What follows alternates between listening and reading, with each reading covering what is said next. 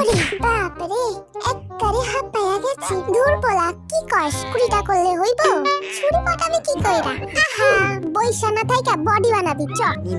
ফুলো তোমার লাগতাছে?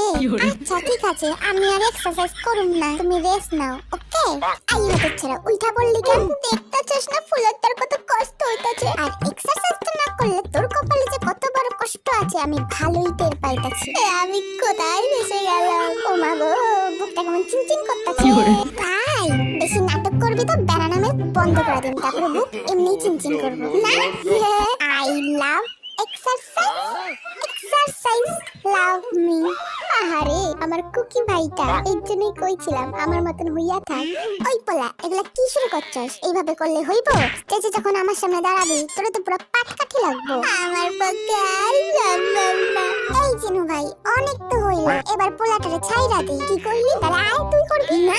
আমি বললাম এইটুখানি তো হইব নাকি, তুই ওরা আরো বেশি বেশি কর। তাই ক শোন, হুইয়া হুইয়া অনেক নাটক করছিস, এবার আমার কথায় উঠবি আর বইবি, বুঝছস? আজকের দিনটা না করলেই নয়। কি কইলি? Few moments later. আসি একাশি। পুষ্টা আমার একটা কেমন গন্ধ আইতাছে না? কি রে তুই কি কোনো কুকাজ করছস? ইয়ে মানে পেটটা কেমন হালকা হয়ে যাইতেছে।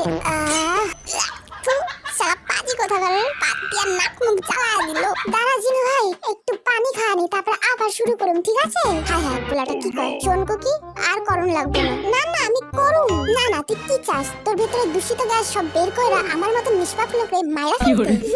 আইডিয়াটা তো বেশ ভালো। শোন এবার থেকে আমরা একসাথেই করুম। The next morning. মাগো কেন সেই পোলাটার বডি বানানোর কথা কইছিলাম।